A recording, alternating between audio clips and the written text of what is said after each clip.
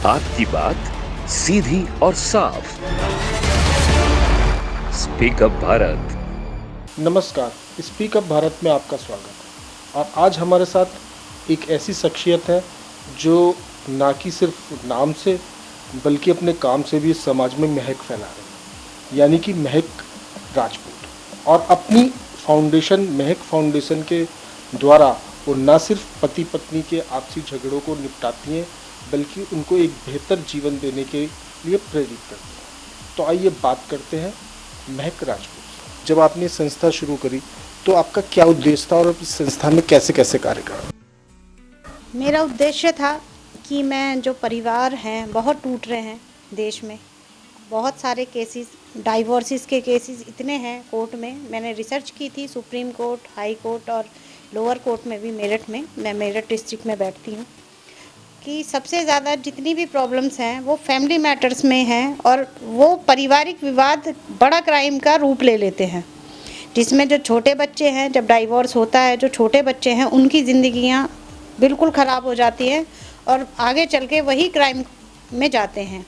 उसको ध्यान में रखते हुए मैंने ये संस्था का निर्माण किया। इसमें बहुत सारे लोग हैं जो सपोर्ट करते हैं मुझे, और मैंने 5 साल हो गए हमारी संस्था को, और इस 5 सालों में हमने काफ़ी सारे घर परिवार बसाए हैं, बहुत हज़ारों। महक जी, आजकल देखा गया अधिकतर जो ये दहेज उत्पीड़न के केस होते हैं जिसमें पति पक्ष को, ससुराल पक्ष को टारगेट किया जाता है, और अधिकतर मैंने देखा है कि इसमें कुछ केस जो है गलत होते हैं, जबकि उसमें पति की कोई गलती नहीं होती है, ससुराल पक्ष की गलती नहीं होती, लेकिन लड़की पक्ष को पूरा फ़ायदा मिलता है। पुलिस से लेकर कोर्ट में भी उसकी सुनी जाती है, जबकि कायदे में उत्पीड़न लड़के का हो रहा होता है। तो इस बारे में आप क्या कहते हैं? मेरे पास ऐसे ही केस आते हैं और मैं मेनली इसी में ही काम करती हूँ, तो मुझे पता है बहुत सारे मामले ऐसे होते हैं कि लड़की पे प्रेशर बनाकर फैमिली वाले शादी कर देते हैं, और वो कुछ केस तो ऐसे हैं कि 4 दिन बाद ही दहेज का मुकदमा लड़के पे लग गया कि उसने प्रताड़ित भी कर लिया, मार पिटाई भी कर दी और जान से मारने की कोशिश भी कर दी। तो बहुत सारे लड़कियां अपने जो अधिकारों का गलत इस्तेमाल कर रही हैं। उनको अधिकार इसलिए दिए गए थे क्योंकि उस समय पहले महिलाएं बहुत प्रताड़ित थी दहेज उत्पीड़न से, दहेज के मुकदमे थे, सच्चे थे। आज 80% जो मुकदमे हैं वो झूठे पाए जाते हैं, और पुलिस अपनी कार्रवाई दूसरी तरीके से करती है।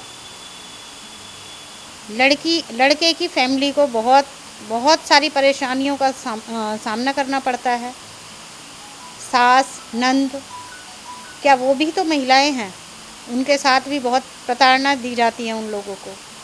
और मैं आपको बताऊं, सच्चाई तो ये है कि जितने भी केस हैं अधिकतर फैसले पे आने के लिए या लड़के वालों पे प्रेशर बनाने के लिए, पैसा ज़्यादा लेने के लिए, बहुत सारे केसेस में ये पाया गया है। मैं तो ये करती ही हूँ, तो बहुत सारी जगह देखती हूँ कि सिर्फ पैसे की डील के लिए उन पे 376 तक के आज के टाइम में तो मामले लगाए जा रहे हैं। 377 लगाई जाती है।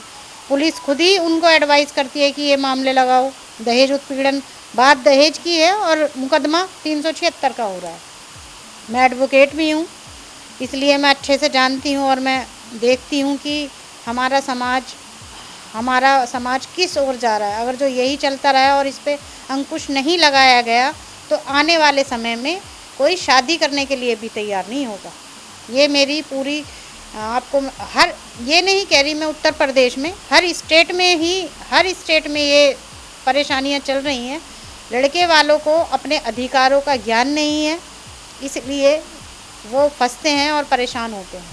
तो महक जी, क्या सुझाव है आपका कि किस तरह से इसको कम किया जा सकता है ताकि जो जेन्युइन केसेस है, मतलब जिन महिलाओं का उत्पीड़न हो रहा उनको भी न्याय मिल सके, और साथ के साथ ये भी सुनिश्चित हो सके कि किसी गलत तरीके से किसी पति पे, किसी लड़के पे इल्ज़ाम ना लगाया जाए और वो उससे बच सके? वैसे तो सरकार ने व्यवस्था की हुई है मीडिएशन सेंटर की, लेकिन वहाँ पुलिस होती है तो जो रिश्ता छोटी सी बात पर वहाँ आता है थाने में, वो बहुत बड़ा रूप ले लेता है और उनकी लाइफ सिर्फ मीडिएशन सेंटर में फंस के रह जाती है। दिल्ली में अभी समाधान केंद्र का इस्तेमाल हो रहा है वहाँ पे बहुत।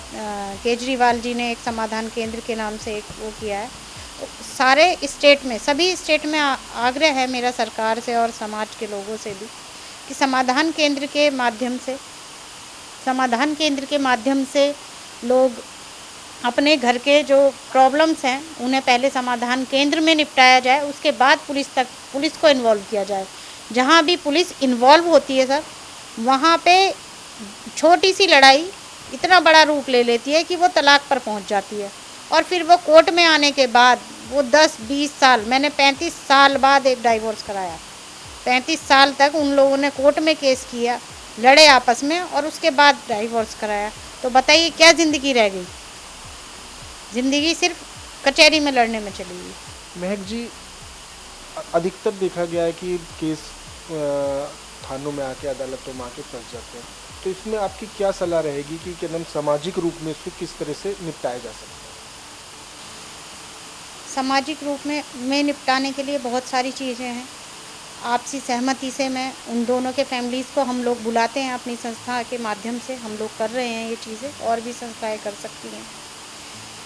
उसमें यह है दोनों परिवारों को बुलाकर आपसी बैठाकर, मेरा पहले जो ऑफिस था शॉपिक्स मॉल में था, तो शायद मैंने बहुत से केस ऐसे सॉल्व किए कि मैंने उन दोनों को पिक्चर की टिकट दी और उन्होंने मूवी देखी और आके समझौता कर लिया। तो अगर जो इतनी सी छोटी बात से हम घर टूटने से बचा सकते हैं, तो सामाजिक संस्थाओं को भी आगे आना चाहिए और समाज को एक नई दिशा देने के लिए काम करना चाहिए।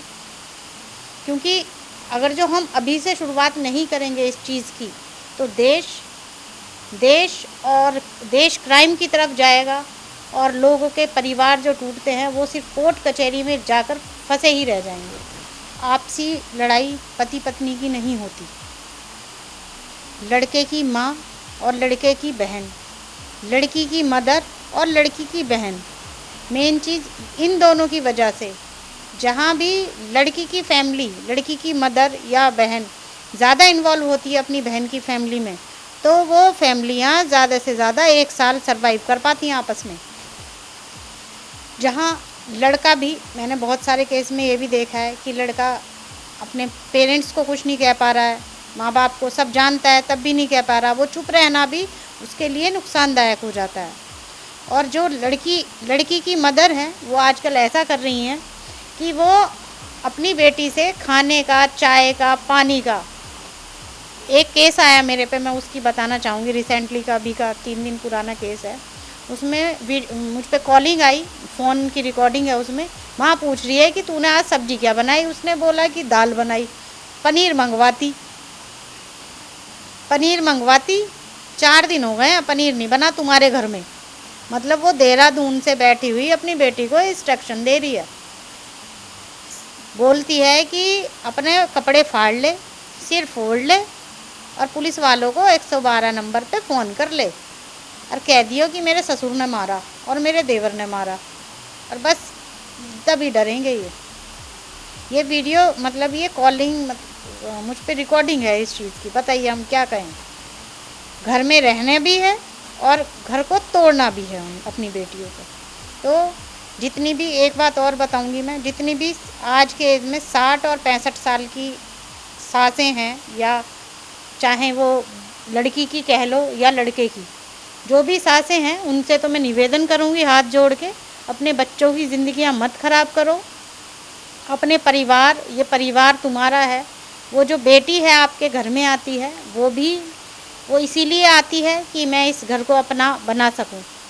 और जो लड़के वाले भी अपने घर में जो बेटियों को लेके आते हैं, वो भी अपना घर पूरा सौंप देते हैं उन लड़कियों को, दूसरे से घर से आई हुई, कि हाँ वो हमारे घर को स्वर्ग बनाएगी। पर आज ऐसा हो रहा है कि घर नर्क बन रहा है। धन्यवाद महक जी।